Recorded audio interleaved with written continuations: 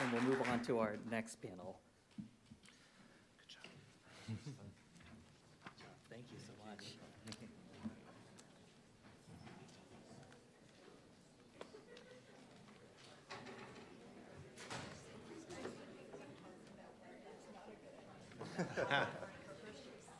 Good.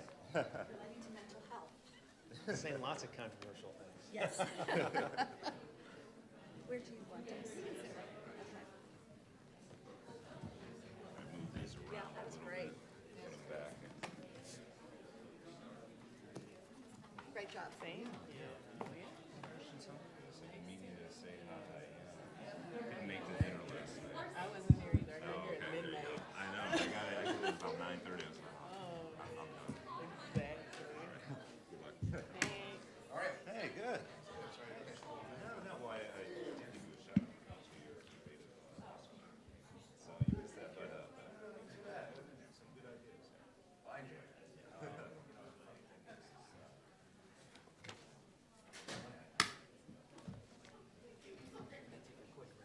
Oh, sure.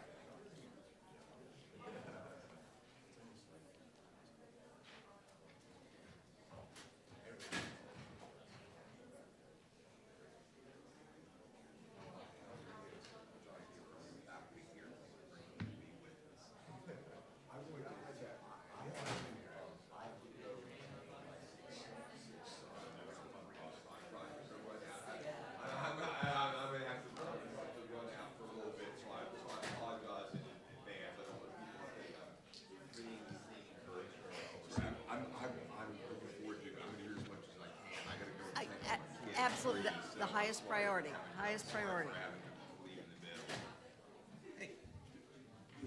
Races it and he bowls all day and Joseph is sick, so I gotta go check on how he's going back up. Of what? That's not a picture. Nobody was taking photos. Okay, I actually don't like that picture. That's because I got old. Oh, But please. All right, hold on, wait. This chair is really low. That's right. That's the first thing I always do. That's all right. All right, he's gonna take a photo because you know me. Sit up and sit straight. I know, right? Here we go. Oh, look, he's really good at it too. Okay, it's fine. Thank you.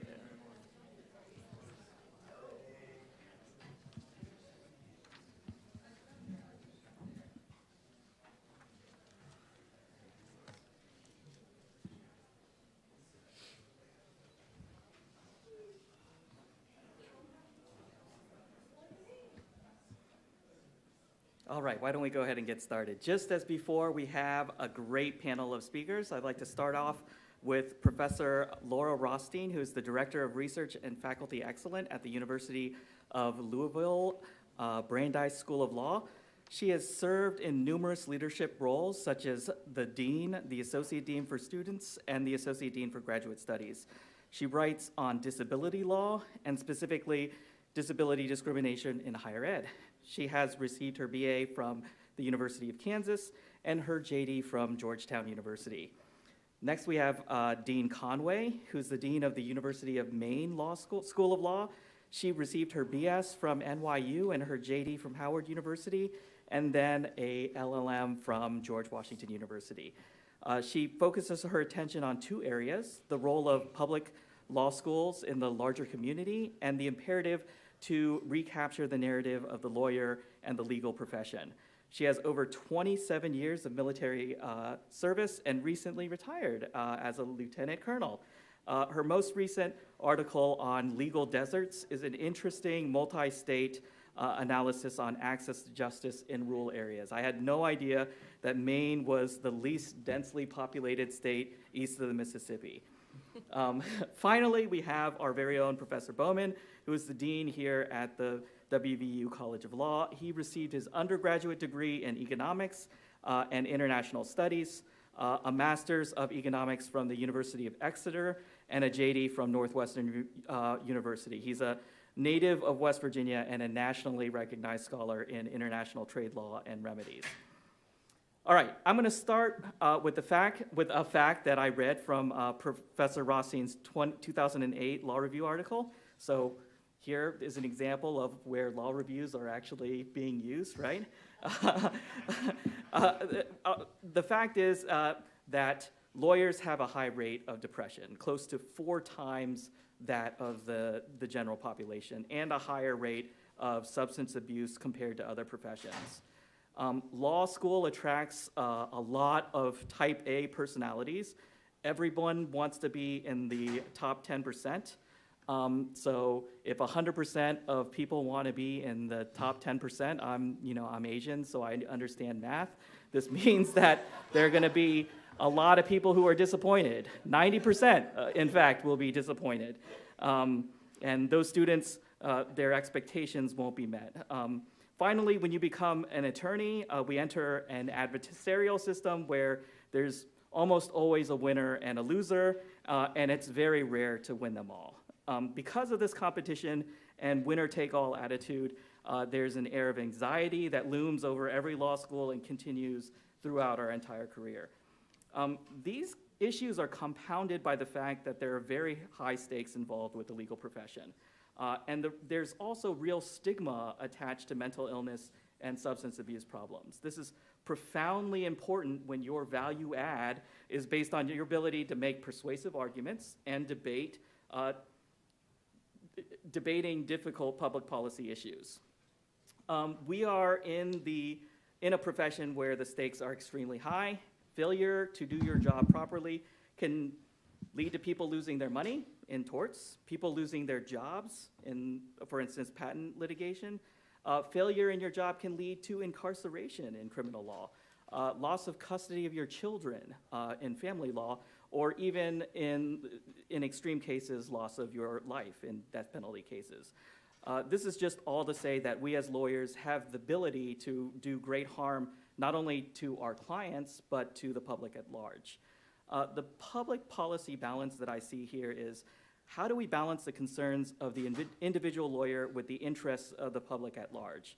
I want to focus on the issues that are present when we're talking about legal education and what kind of solutions you might have to deal with some of these real-world issues. So with that, I'd like to open it up. Okay, thank you. First of all, I want to applaud the planners of this program and the students who are involved in it and the faculty. This has been, I rarely get the privilege anymore of sitting and listening to such really good discussions all day long, because I'm usually busy doing 50,000 things. So I want to do a shout out to you, Dean, and so on. So thank you, and let's give them a big round of applause for that. And then secondly, before going into responding to the issues, and of course, here it is, it's Friday afternoon, and it's been a long day, and now we're going to talk about how depressed we all are. And but as I said this morning, I'm hoping there's some rays of hope that's part of this. But if this were a movie right now, I would be having these wavy lines that go where I'm going back in time, because I don't know, how many of you are law students in the room? Okay, a lot of you. Well, almost 40 years ago, I taught law school here. I was the first woman to be tenured at this law school, first woman to be promoted to full professor.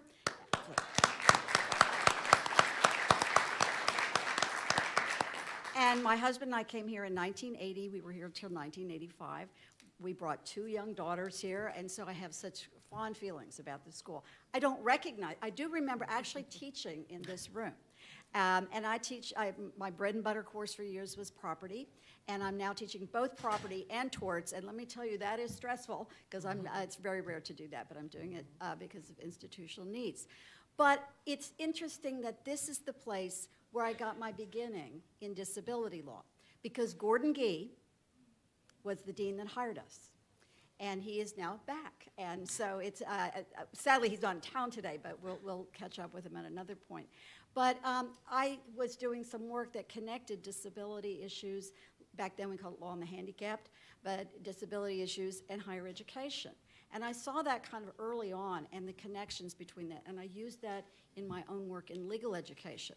And I got involved fairly early on from West Virginia, went to Houston for 15 years. I was associate dean for students there.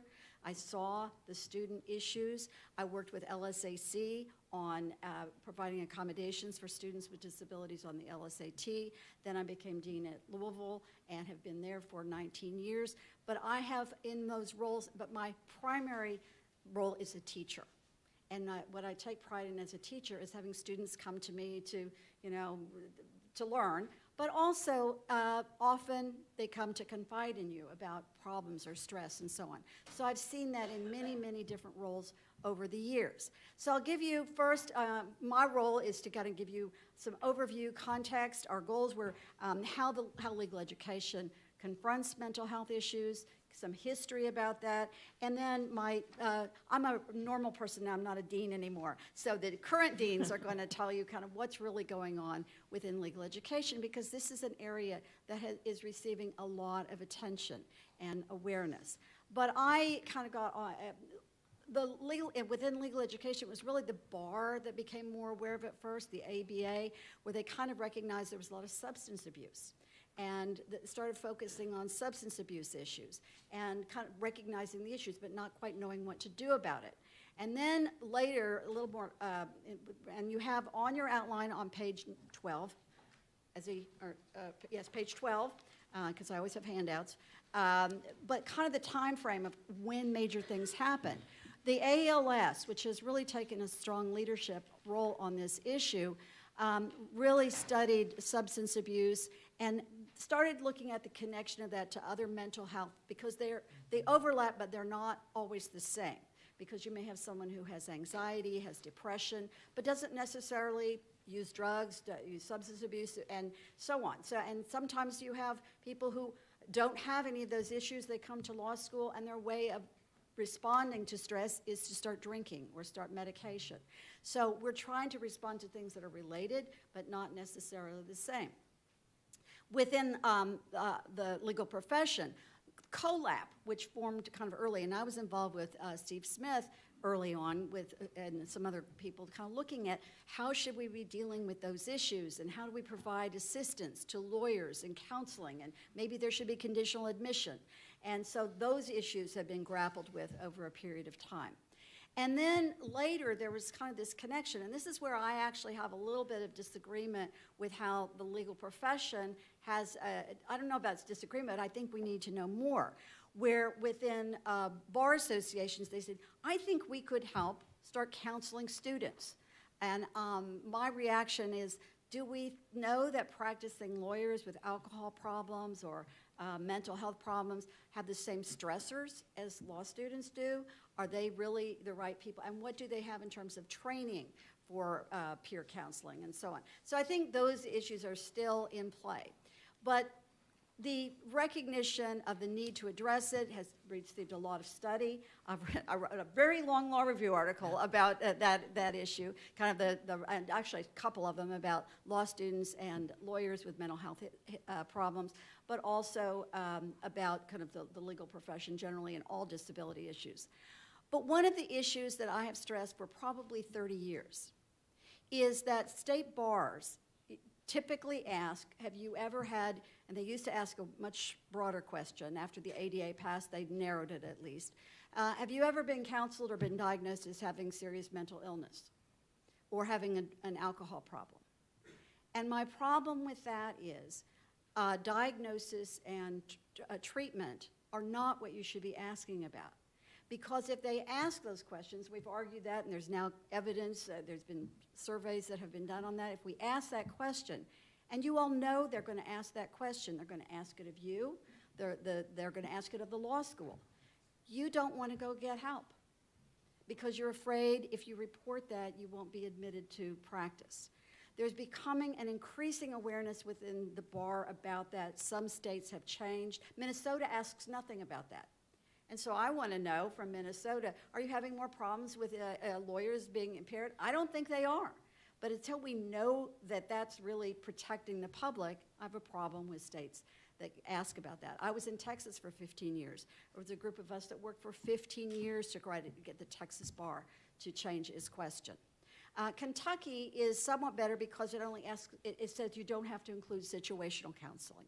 So if you have grief counseling or marital counseling, you don't have to report that. Texas had a question that said, have you ever been diagnosed or treated for paranoid schizophrenia, bipolar disorder, or any other psychotic disorder?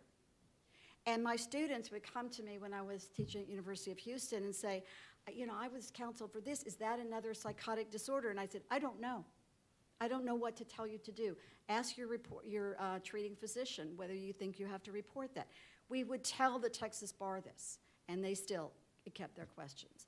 I have written to the Ohio bar to try to get them to change their questions. So that's an issue that there is an ongoing effort. The bars have changed it. They're starting to hear that.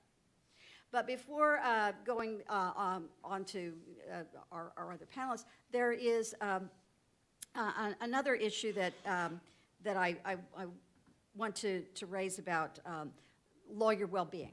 And lawyer well-being is kind of the new, not so much new, but there's more recognition that instead of being reactive to people, lawyers and law students having stress, let's start thinking more about their well-being in the first place.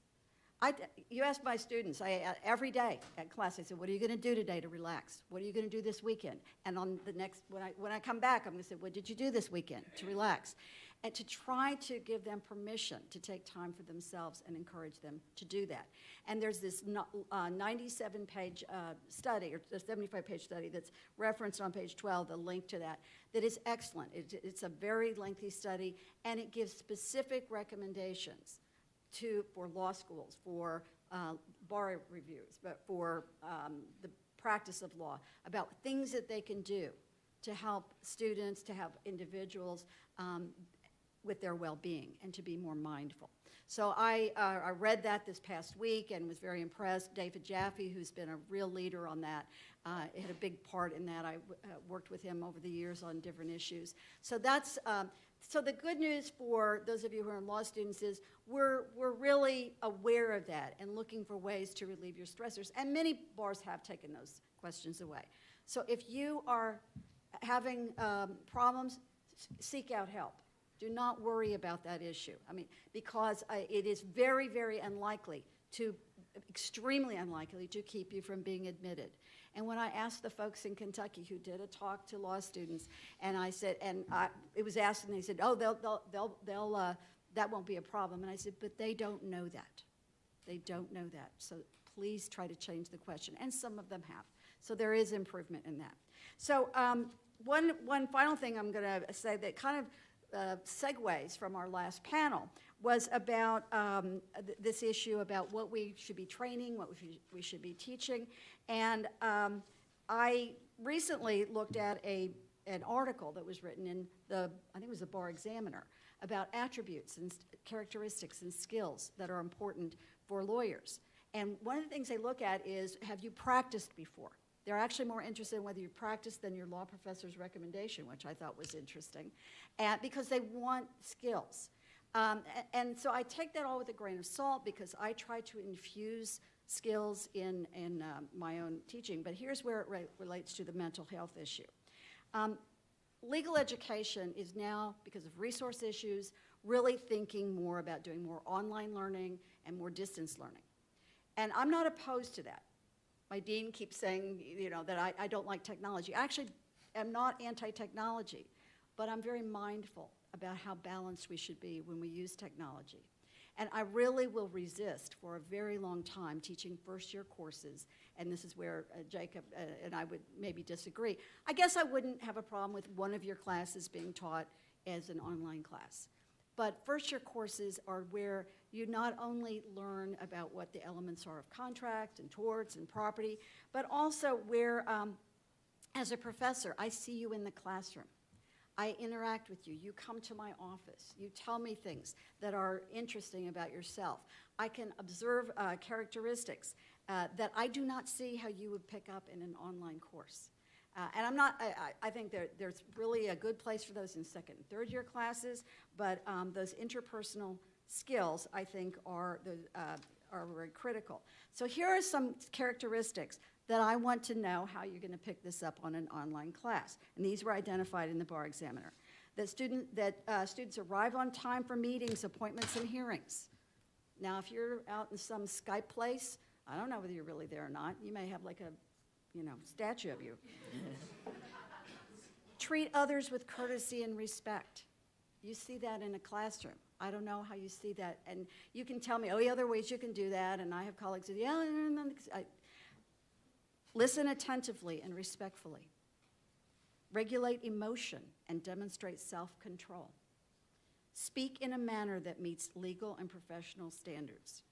Exhibit tact and diplomacy. Those are all things that are important for our mental health, for our interaction, for our interpersonal relations. So this is where I'm kind of throwing into something that was from the last panel about what we should do.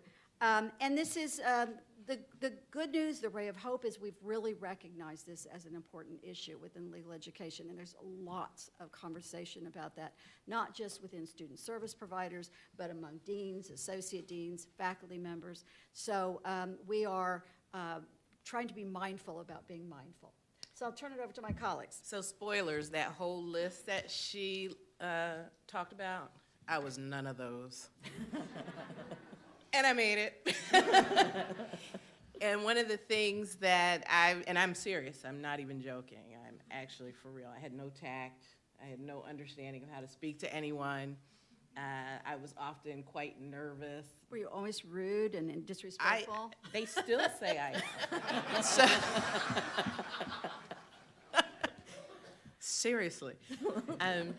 But one of the things that I have taken on in my deanship to try to respond to Professor Rothstein's wonderful writings and excellent research is this idea of vulnerability and modeling vulnerability to students. We are very lucky here in this place today at West Virginia University College of Law. You have a small school with great impact and a tight student identity.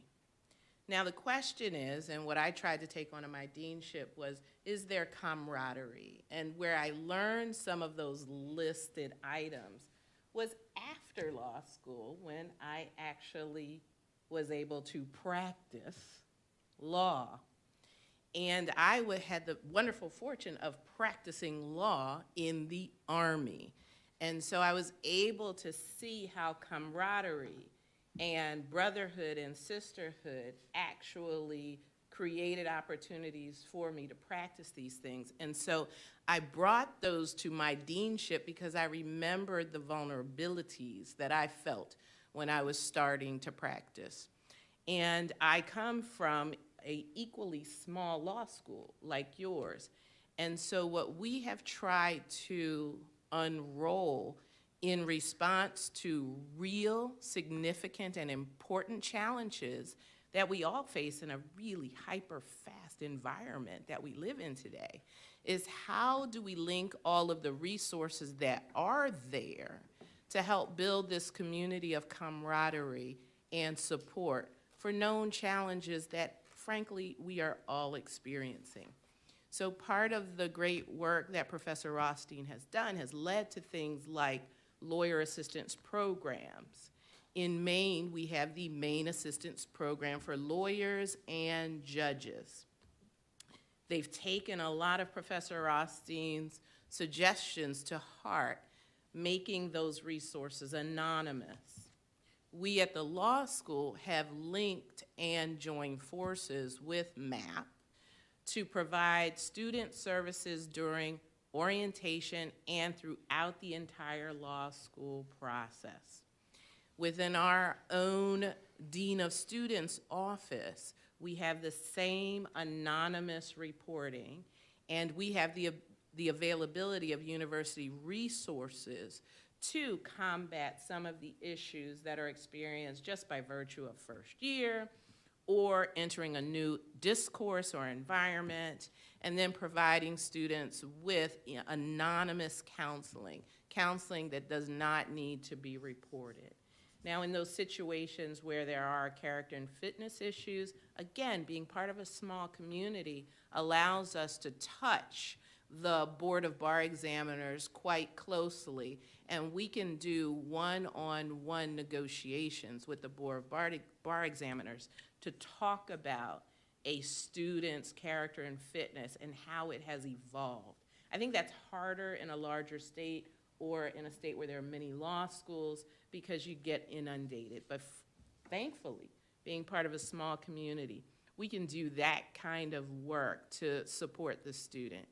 And then the last bit before I turn it over to your Dean Bowman is that what we try to do is head off issues before they arise. So if we know that we have a character and fitness issue that needs to be actually triaged before certification to the bar, we bring all of these individuals and organizations together around the student, again, weighing our need to balance their issues with their responsibilities upon graduation. And we've had really great success with hearings pre-graduation for certain individuals in our community. And I will say this, it's given our students a sense that they can show their vulnerabilities to us and then trust us to help them find the resources that they do need. So thank you for all of your great work. Thank you. You can clap, it's okay, go ahead. Well, thank you, and I want to thank my fellow panelists. This is really a wonderful Law Review Symposium. I want to thank all the Law Review students. This is a really important topic, and I want to come at it from a different angle. When I was thinking about how to start, I forget who said, you know, where do I start? Start at the beginning. I actually want to start at the end with the upshot. You know, we have a special privilege as teachers of law because we teach our future colleagues. All of you have heard me say on the first day of orientation, this is the first day of your legal career. In 3 short years, you will be my colleagues before the bar. And every single student thinks, yeah, sure, it's a long time away, and then it goes like that, right? So unlike people who teach in undergraduate institutions, unlike even in medical school where you have 4 years and then another 4 years of residency, there's a very short time period, and it's very compressed, and it's very challenging. So one thing I think law schools do in some way, but I think all law schools can do better, and certainly with greater intentionality, is to not only think of and treat students like you are our future colleagues, get you to believe that, keep telling you that, because you are. And I think that changes the dynamic of support. You know, I think sometimes we all of us fall into this mistaken assumption that this is an imparting of wisdom by the experts and you're here to learn and that's it. Well, I do like to think that we know what we're doing and you're new to the profession, but you're our colleagues. So you're here because we think you can succeed. And we're here to make sure that you do that, right, in ways large and small. And that includes not just the doctrinal training, not just the skills training. It includes the acculturation, the importance of being a lawyer, what it means to be a lawyer and a leader in civil society, and also allowing you to be vulnerable, allowing us to be vulnerable with you. I'm human. I make mistakes. You know, I had hardships in law school. We all did.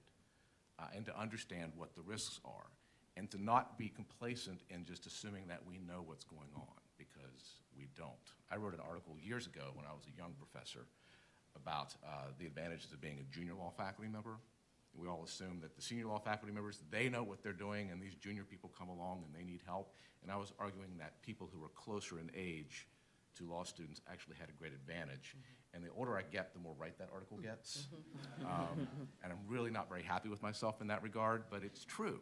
You know, the nature of the game changes and society changes and there are generational differences that provide for wonderful opportunities, but also means that we need to try ever harder to make sure that we understand one another and that we support one another in a very broad, supportive way, and that includes lawyer wellness, and that includes lawyer well-being, that includes addiction issues, substance abuse issues, that includes mental health issues.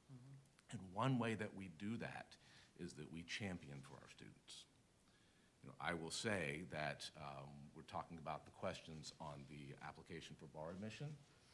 I'm not a fan of some of the ways that the state, that the bar application states questions in West Virginia. And we're working to try and change that. I don't like it. I'm not a fan of it. I push on it. It's a long-term process, but what Dean Conway said is it is true that when we are a small state with a fairly unified bar, a loyal alumni base, we have one law school in the state, that perhaps we can affect that change. And so I'm saying to all the students who will be applying for the bar exam, I don't know how long that will take, but actually we're working to change that because I think the questions as they're currently stated are not fair, and I think it's a disincentive to be honest. And of course, I want you all to be honest. And when you are, we will fight and advocate for you. And we've done that in the past, and we continue to do that. Another area where it is disproportionately unfair, especially to people who have been victims, if you've been the victim of a sexual assault or rape or some type of violent crime exacted on you or those around you, it's really hard because you have to balance between seeking assistance that would actually invoke or trigger some of these investigations and your well-being and your recovery. And one area, and sadly, I have to say, I'm very much pro-military by virtue of my experience, but we do a really horrible job in the military as well because we create this regulatory scheme that actually requires you to be honest, to say that you were getting treatment, but then we exclude you from service because of it. And so it's not just the bar where you see this kind of hypocrisy. It's actually even in the ultimate public service. And so just be mindful that it does crop up in other areas as well, which is yet another reason to fight it as vigorously as we are fighting it, so that we can prepare a more equitable regime for you to actually serve in these various capacities. But in doing that, the challenge is to do that. Sometimes you gotta know when to fight, and sometimes you need to know when to mediate. And sometimes it can take some time to do so. I think as lawyers, we're trained to be advocates, and we're trained to persuade, and to know when to do what is the challenge, but to continually push, sometimes in the open and sometimes quietly. One of the stressors I've observed that has changed so much over time, because I graduated from law school a long time ago. I remember watching the very first prototype of Westlaw being used, and it took like 20 minutes to churn out a nano thing of information, and wow, we thought that was really amazing. But technology has changed, and it is really, really changing fast. And there's great things about technology. I love the Google machine. Because I can find things, but I also think because of my age, I've distilled an ability to kind of winnow out what, this isn't right. This is, what they're showing me that I don't buy this. But a skill that I encourage you to try to develop that I think will help relieve stress is not being so attached to your cell phones, not being so attached to your technology. I tell my students, I said, go walk your dog and don't take your cell phone when you walk your dog. Go do something without technology attached to you. Doesn't have to be a long amount of time. But I find that one of the biggest challenges. I have the fortune of not having developed those skills because we didn't have any option, because we didn't have all that technology. But I recognize that is difficult for you. And I have 2 daughters that are adults, and we talk about those things as well, and with law students. So to the extent, be mindful of how you use technology and use it carefully, because it is a stress causer, and that's something you can kind of do a little bit of self-medicating about, weaning your way away from, not trying to get rid of it, but just be careful about using it. So one of the questions that I have that has come up in your kind of discussions is how we treat mental health issues. It seems to me a lot of the issues may stem from the fact that we're not treating mental health and substance abuse issues like a disease. I mean, on the bar, we don't ask, when was the last time you had cancer? Or when was the last time you had a flu, right? And that, How- yeah, and that's one of the legal arguments that's been raised, that it is, disparately treated, and that sadly, it's not been very successful in the legal challenges of saying, well, if you're going to ask, you should ask about all these issues. And I think that's one of the positive things, is there is a greater recognition that mental health is a disease or can be a disease. And then there are also mental health issues that are situationally, that you have an event that happens in your life and you get depressed about that, but you're not clinically depressed on an ongoing basis. And trying to, how do you address that and deal with that differently and in different settings? So yes, that is a problem, is that societally there is not that recognition, but I think the stigma has changed and evolved and is moving in a positive direction. I don't know if you agree with that or not. Did you finish the question? Yeah, that Oh, that sorry. was the question. Well, I think that actually dovetails nicely into also thinking about what opportunities do we as administrators, staff, faculty, and students have in trying to mitigate the impact of the stigma. And I did not get a degree in psychology, but I will tell you, I have served enough subordinates, I have been in enough leadership positions to know that sometimes people get the most benefit out of being heard. And one thing that we can do as colleagues and comrades in this noble profession is to make ourselves available for the people who we are attending this wonderful experience with, is to actually pay attention to the person sitting next to you, and actually pay attention to the students who are in your class, and for deans, actually pay attention to our faculty members who may seem unhappy that day. And ask a question, and then give time to listen. And if you do that kind of friendship nurturing, colleague nurturing, there are a lot of the things that are situational can actually be handled at the lowest possible level and don't rise to a systemic or chronic situation. I think that's right. The power of listening is particularly important in today's culture, where you are so busy, and we all are busy, and we're all on our phones, and there are lots of inputs. There's sensory overload. And then we get so used to that when it gets quiet, we're disquieted by that, right? What do we do? What do we do? What do we do? It's quiet. So being able to listen and be mindful and in the moment is more important than ever, to support each other. One of the things that I found most liberating when I was a younger teacher is the day that I realized that for any given subject I was teaching in class, for any given case, there was somebody in the room who knew something about that topic more than I did. And that was really freeing, because what that meant is I brought the class and the students into the conversation more. And that was good for me, it was good for them, it was good for the community, it was good for the culture that we were building in that class. And writ large, with law school, the same thing applies. We all have challenges of all sorts of types, and some may be situational, and some may be not, and some may be physical, and some may be not. But listening and asking and responding and trying to build that, not just the culture, but the systems in place that allow that and encourage that and reward that. We're a profession, we train, and I tell students this all the time.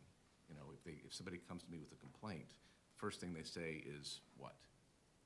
I'm sorry, but, and I really try to respond by saying, don't be sorry, because we're training you to be advocates. We're training you to advocate for yourself, and there's always a tension in that. So we want that. It might be hard, but we want that, and we should reward that. And the same is true with respect to wellness within any community, and especially with the stresses in modern day life. the stresses to the legal profession. There are a lot of changes. There's a lot of technological change, the online movement. There's a lot of financial change. The nature of the legal profession is changing before our very eyes. All those stresses mean it's even more important for us to think of ourselves as a community, in a physical sense within a building, but also as a profession. And that supports wellness in a very large, significant way, and it allows us to more effectively address situations where there are wellness challenges faced by a particular individual, be that person a student, a staff member, faculty, you name it. And all three of us have the privilege of being at small law schools. And I'm at the Louis D. Brandeis School of Law. Louis Brandeis is one of the top 100 judges in the history of the United States and the top 100 lawyers in the United States, and he's the only person who's on both lists. And he is buried at my law school, and I'm reminded every day of his wisdom. But he thought law schools should be small. He was very proud that he was from Louisville and chose to be buried there because he really valued that small community, the basis of knowing each other. And so that's something to take advantage of. And to know, now University of Houston was a larger law school, but when I was Associate Dean for Students and in my property class, I always would tell the students, don't ever walk out the door and drop out without talking to someone. It can be me, it can be a professor, it can be someone. And one year at graduation, students said, thank you for saying that. And I said, well, you never came to see me. She said, but I knew I could. And we want you to know that you can. So. And when we're busy, we don't always perhaps say that as well as we should. But our challenge is to make sure that message constantly gets out. And your challenge is to try and take us up on it and be a community. Excellent. So you stole my thunder a little bit. Good. But the next question that I have is, how does working at a relatively small state law school affect your ability to address mental health issues? And what are some specific solutions that you've taken at your law schools to kind of address these issues and get it in front of it? There's only one law school in Maine, right? That's it, public And and one law only. school in West Virginia. Public So there's and actually 3 in Kentucky, but we're still small. But it does mean people know each other and tend to stay in the, and by the way, I just have to tell you, this year at the beginning of class, I was asking my property students before we started, I said, where are you from, where are you from? And one of my students said, I'm from West Virginia. I said, oh, really? I used to teach there. Turned out I had taught her parents. So I didn't realize how much time had gone by. But it is, I can't imagine trying to do some of the things we do if you were in California or Illinois or New York or even Texas. And I tried to do something, but we had 10 law schools. Ohio has 10 law schools. So we have people know each other and tend to stay in the state. So I do see that as a real advantage of being in a smaller community. The disadvantage for you is that people will remember you when you go out. And I tell my students that they're going to remember that behavior in class and when you are, doing whatever you're doing, misbehaving, and you think it's just fun. They're also going to remember the good things that you do. And they'll help you out in litigation in terms of be patient. Well, I need wait a couple days, and yes, they'll understand that because smaller communities are a real benefit. So, I grew up in a town of 5,000, so I understand that. Yeah, and there's a preventative and then there's a reactive. Yeah. So the preventative are all the things that you're probably experiencing here. Your faculty serve as your advisors, so we have a very formal faculty and staff advising program. It is not meant to advise about taking property or bankruptcy. The whole point is to make sure that there's an interconnected web so that if someone's not at school today, it's not a question of, did we go through the roster? It's, oh, did you see so-and-so today? Oh, so-and-so had a doctor's appointment. Good. Keep going on with our wonderful mission. It's this informal connectivity that we weave into our process of advising, just so we keep eyes on everyone. And I know that is a very, very military thing, but everybody knows who I am, and so they just suffer through it. But what it actually does, I think, is creates a really warm place to be. And then people get used to being counted. And they'll even show up and say, oh, I heard you were looking for me. I'm okay, everything's all right. I'm like, okay, good. We can move on now. It just creates this web-like relationship. We don't have to be buddy-buddies. I just need to know my eyes were on you today. I want to talk about some of the structural things that we do to complement what Dean Conway and Professor Rothstein have said. I serve, because I'm the dean of the law school, I serve on every commission possible that relates to law. Every time the Fourth Circuit appoints a public defender or appoints a bankruptcy judge, the Fourth Circuit's rules say that a dean from a law school in the state shall serve. And then they call me and they say, well, we'd really like you to serve, like it's an option. And then I say, yes, I'll serve. And then the email goes out, well, great, now that Dean Bowman has agreed to chair the commission. I serve on 4 commissions by state statute, and I serve on others that are not by statute, but are almost and should be obligatory. One of those is the West Virginia Task Force on Lawyer Wellbeing. And we just had a 3-hour meeting by phone this Wednesday, and we talked about these issues and talked about the reports at the national level and the studies that show the risks being faced, especially by the younger generation of attorneys, and how to address those things. So, you know, we do it on a daily basis, as Dean Conway said. We do it by getting to know our students. One of the things I dearly love about being in a state school that is small is that no one slips through the cracks.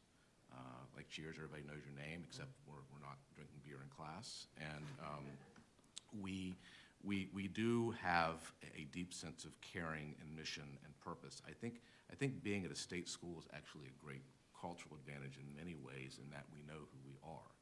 You know, we're a public school, we're public servants, we're a land-grant institution. You know, we exist to provide access to legal education and to train the finest lawyers possible. And that's a wonderful, proud mission that really enhances what we do and why we do it and how we do it. And then if we do that on a daily basis with the culture and the daily touches that we have, and we also have a structure, and we also interact with other parts of the legal profession, such as the state bar, the Judicial and Lawyers Assistance Program at the state bar, State Supreme Court, and the judiciary, it allows, I think, for a leveraging of the impact of what we do that I really find to be profoundly important, and at the risk of sounding cheesy, I actually find it quite moving, because we are trying to make sure that we defend and protect and assist the profession so that we as lawyers can go out and help society and be on the forefront of social change and advocacy, and making sure that democracy is strong and people are happy. Yeah, and I think this goes back to your earlier comments that you all are our colleagues, right? Presently and in the future when you pass the bar. And we're here to, as Dean Conway say, look out for you. And again, we don't need to know every detail of your life, but we do recognize, you know, we have eyes on you. And we try to look out for you. Dean, too, the Speaker of the House in the state legislature and the House of Delegates is one of my former students. So in some ways, I'm working for him. And that's really quite awesome. It's great.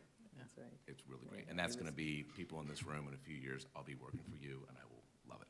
Yeah, he was in my first patent law class, too. Yeah. You know, and I think another issue, I don't want to miss it, is the amount of debt students are carrying is really, really painfully difficult. And we also need to think about how that is impacting their education and their well-being. And I think we at least need to acknowledge it. Right. And I think that's absolutely right. And I think one of the reasons why distance education and online learning is being considered is because it can reduce the cost of providing legal education. So I applaud that. But I always want to look at what are the unintended consequences. So I want us to be cautionary about doing that, because yes, I'm glad you raise that debt issue, because that is concerning. Right, and again, to kind of add to that point, I know that many of our students are acutely aware of the heavy debt load that, that is saddled with them when they engage in a law school type of endeavor. And a lot of our students try to work at the same time, and that, to me, is really a tough proposition, right? To try to hold down a And some 20, of you 30 have hours. children, and And- that's a big pressure. And that was not so much true when I was in law school, as there were many fewer students who had children. So that's, you're balancing a lot. Right. Yeah, I think one of the advocacy pieces I know that Dean Bowman undertakes, because we've talked a lot about it, is how do we advocate for our students with these organizations, these companion organizations, to let them know the difference in experience that current students have than what they had when they went to law school. Because I know we hear all the time, well, they should be tough. Well, yeah, it's easy to be tough when you paid $125 a credit. Right. And this is where they keep calling me rude, but it's literally telling the contextual truth. The student's truth today is different than the student's truth 20 years ago. And so there does need to be this championing and advocacy, because people who want to enter this noble profession and make it a career path need to have guides, not obstacles. And others who think that they are gatekeepers need to know the reality of the current student's situation, especially financial. With that, what I'd like to do is, for the last 15 minutes or so, open up for questions from the audience. Mary Katherine? Or Thank you for speaking about this. I know Laura and I discussed last night, 10 and a half years ago, I sat in one of these chairs as a student on the first day of law school, and it's an entirely different conversation than we're having today. My peers and I discussed that we were told if we sought mental health help while we were in law school, we would not pass the character and fitness portion of the bar and would not be admitted to the bar. Many of my friends and I chose not to seek mental health help when we needed it. I suffered 2 significant family losses my 2L year and was diagnosed with a medical condition, and I had to self-cope. That we can even have this discussion today puts us leaps and bounds ahead, that there is a well-being committee. But for me, we talk about how these are our colleagues and these are our peers, and that we can't make that better for them is one of the most unfortunate parts, I think, of where we are in our practice, because I can't imagine the degree to which I could have achieved if I had been able to seek that help while I was in law school instead of outside of law school. Yeah, that's a great comment. So I think that's important to think about. Thank you. You know, I will say that one of the things that drives me is that I want to be at a law school that would be the law school I would have wanted to go to. I enjoyed law school. It was nowhere near as exciting as what you all get at this school, at Maine, at Louisville. The legal education has really transformed and come a long way. And we mustn't forget that. And we mustn't forget that it wasn't that many years ago that it was radically different. And not just because we have a Starbucks out here, right? It's radically different. It helps, but for the reasons you said. And you know, when Professor Rothstein said that she was the first tenured female member of the faculty, that was not very long ago, at all, right? And I That's was actually the only woman on the tenured track faculty for 5 years. And that's So that was astonishing. that was stressful. It was certainly stressful. And I was very fortunate because my husband was also on the faculty, so he was my counseling service during that period of time. But we are in a position because we connect with you to be advocates within legal education and the legal profession. And it has improved. I mean, David Jaffe and others with him have done research to show, and we can now take that to the bar and say, look, here's the evidence that students are not seeking help because they're afraid of this. And it doesn't matter what you say that it won't keep you out. They're not doing that, and it's high-stress times. And I think that is having an impact. I think the ears are being opened. And so I don't want to be Pollyanna, but I do think that people are listening to that. And one of the great privileges of being around young people is that, and the responsibility is to carry that water. My father taught high school math, and he was the best teacher I had ever. And but he never seemed old to me because he was always around young people. So that's what we thank you for. Thanks for having this conversation. My question is about, becoming practice ready, and I feel like in law school we are very supported. The services are there. We have the resources, but is this something that's being talked about in the profession more generally? Is this something that employers are taking seriously and are committing to? What has been your experience outside of just the academic setting? I think to some extent, yes and no. I think some of the large law firms are not hearing this as well as they should, and they may disagree. And I think what happens is because they don't hear the need to have balanced lives within the profession, they lose really, really good people who say, I need to have a life beyond working 80 hours a week and turning in the billable hours. I think there's more recognition in some areas and not in others. So I think it's mixed, and you may have different opinions. I have a different opinion only because of the way I approach my leadership. And again, being at the public and only law school in Maine, being the dean has status. But I walked into this deanship saying everybody's going to know who I am because everybody can see what I am. And so I use that. So I walk in and I tell people exactly what I think, and I tell them exactly who I am. I said, you're looking at a black woman in Maine.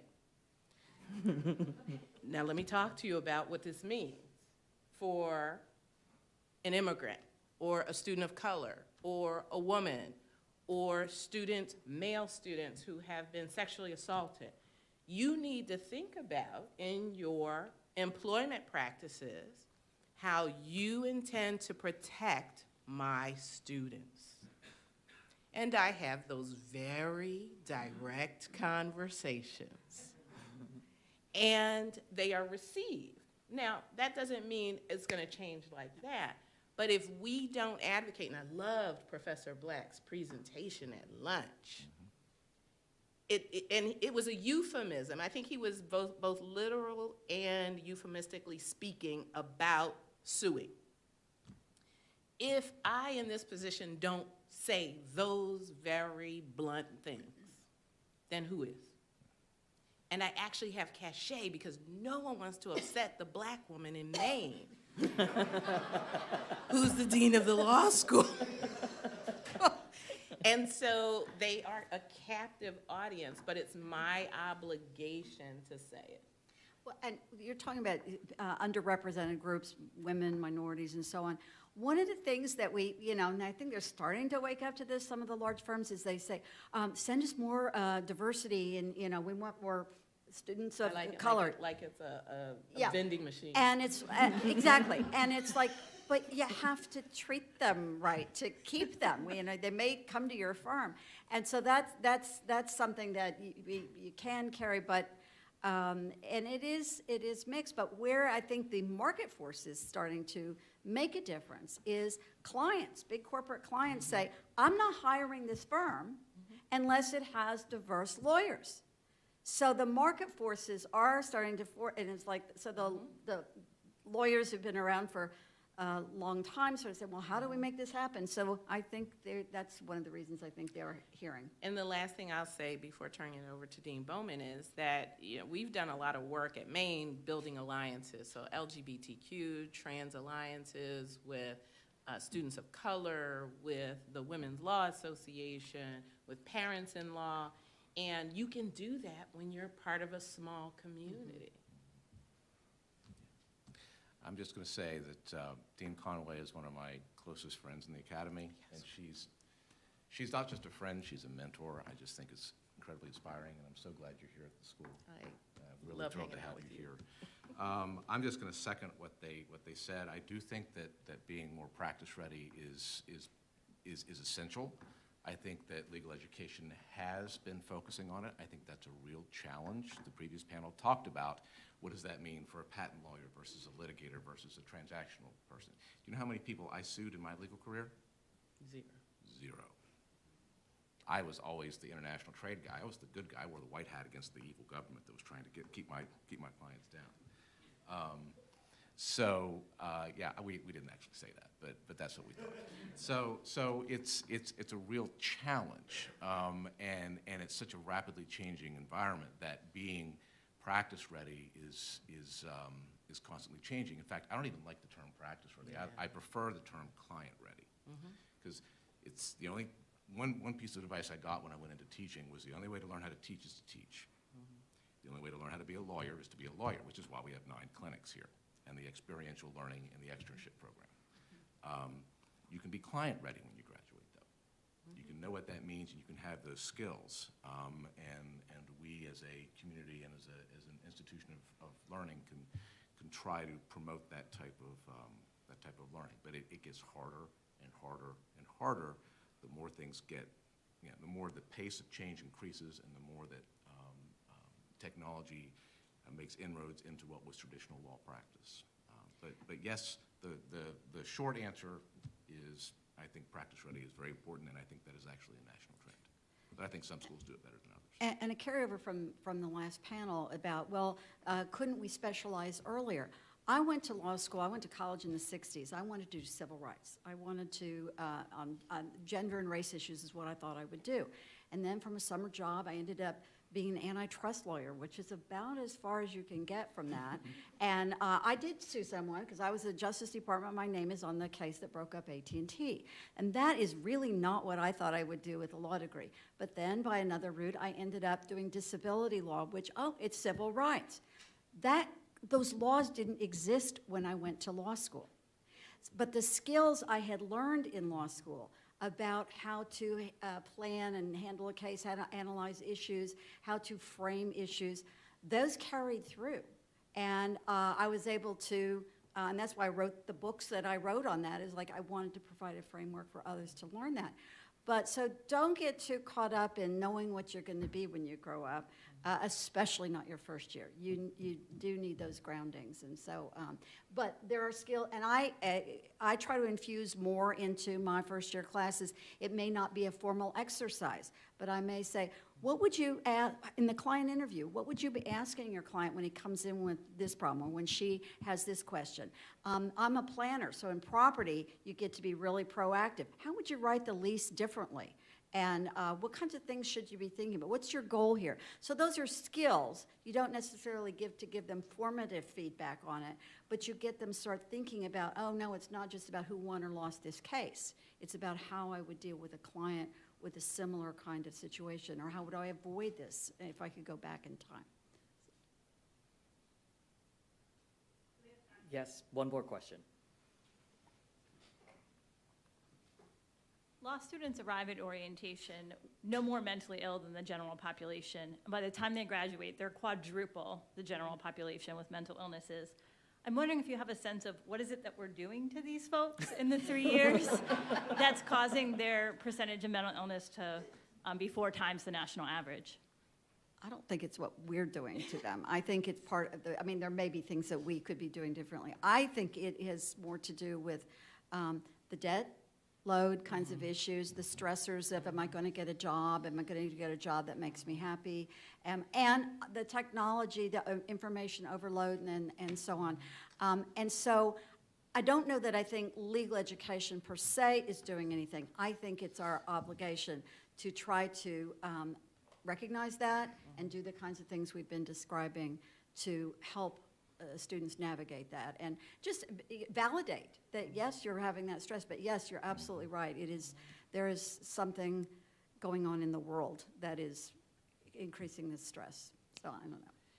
I think it's the gravity of what we are asked to do in this profession that also lends to some of our own fears about how we prepare you. And so there's no question there's that transference of fear from your faculty and administrators, because we just want you to be prepared for the gravity of this profession.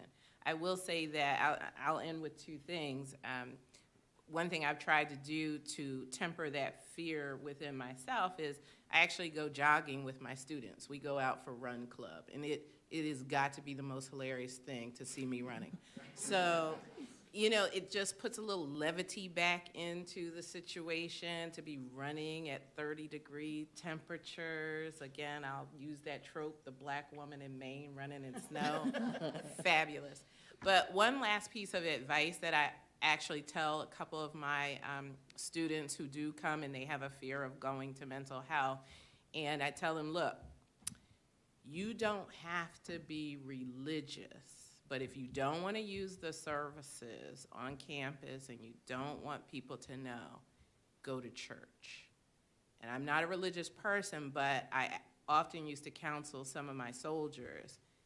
Everyone expects you to go see the chaplain.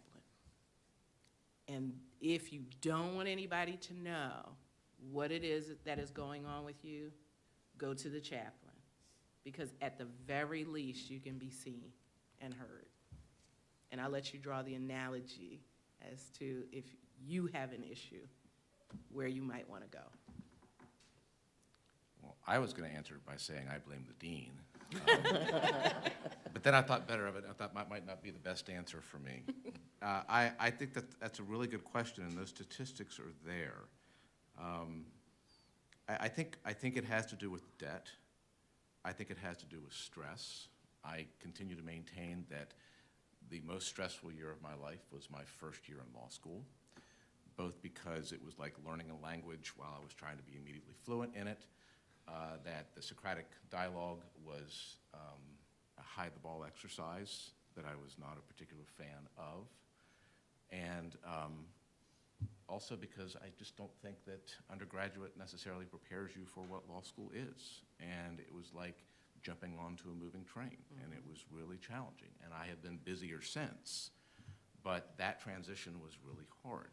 I think some of it, frankly, comes down to, and to riff on what Dean Conway said with religion, it comes down to meaning and purpose, right?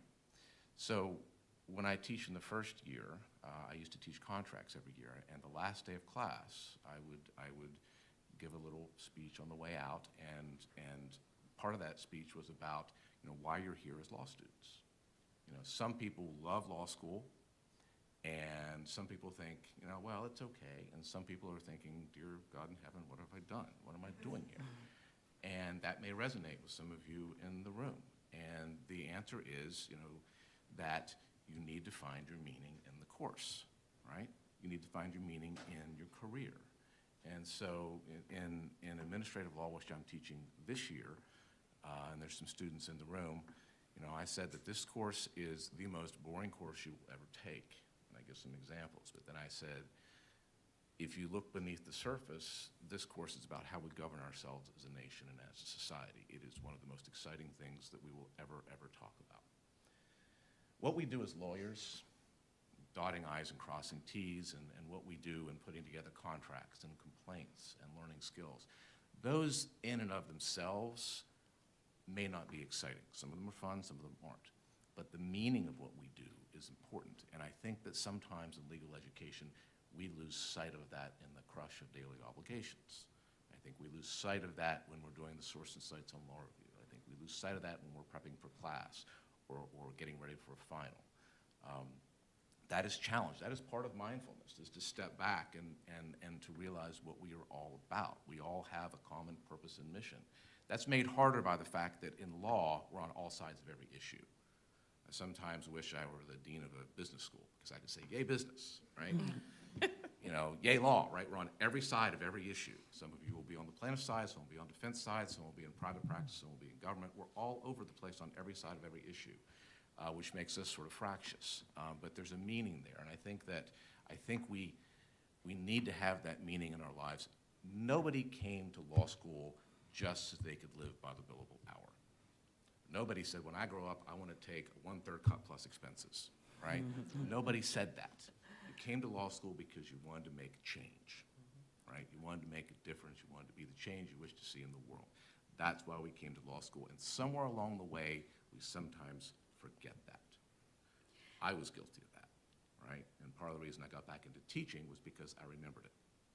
And, I'm sorry. So I think that meaning and losing meaning, forgetting that meaning, is a real part of the crisis as a cultural matter in law schools. And I think that contributes to what Professor Trichter was saying about depression and people feeling lost. I think it contributes to people not going to law school as much as they used to. The admissions are still down by half from what they were 8-9 years ago. And one of the skills that you're developing, along with how to be a lawyer, I had an alum from Louisville a few years ago who was getting a big award, and he came and talked to the faculty, and he said, I'm on a lot of boards of things, and I can go into a room and I know immediately who is a lawyer in the room. Because we developed a skill, and I can't describe how we develop it, about breaking down problems and analyzing things. And those are valuable for your own individual lives as well as your legal work. And I want to give a shout out to my mental health counselor my husband came in, and I want to tell him, thank you for keeping me together during the 5 years I was here and the number of years afterwards, so. Excellent. Well, I'm going to keep us on schedule. We're going to take a time to thank this panel. And what we're going to do is take a 5-minute break and then come back for a 3:50 on-time start.